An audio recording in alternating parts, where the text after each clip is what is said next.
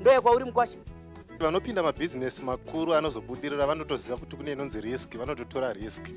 Saka anotopinda achiziziva kuti kune zvakadai nezvakadai zvinogona kuzondiwira ndaamo. Ko kana tichipinda muwanana hatizizive here zvaakuzotaura zvokunzi panogona kuzonetsa mbereko. Mariski akadaro hataazive here tisati tapinda muwanano. Ndaifunga kuti semwana wechidiki kana kuti sevana vechidiki timbodzidza titange taziva mariski, nekuti muti unozongowira kwawakarerekera.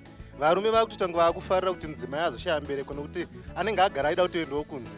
Akazongonzwa kuti ashaya obva awana mabudiro oenda kunze. Saka riski ngatidzizivei tisati tapinda mudzimba, tobva tasvika taakuzopindamo ndaakuziva zvinorema zvemo, ndogara ndaziva ndichazozvikunda sei ndamo. Mashoko makukuta ari kutaurwa naNelson ari kuti patinopinda muwanano idzodzi kune zvakawanda zvatinofanira kutarisira. Mune urwere, mune zvinotambudza, mune zvinodini. Mbereko musaite kuti kana vanhu vashaya vana movaita kuti varambane kani. Vanhu vanoroorerana rudo. Munogona kugarisana upenyu hwese musina kanani. Mutsika dzedu nemagariro, mwana wasisi wako mwana wako, mwana watete wako mwana wako, kuzvara kwemumwe kuzvara kwako. Hatimirire kuti iwewe utumbure chete. Kana Mwari vasina kukupa chipo ichocho, unenge uine zvimwe zvipo.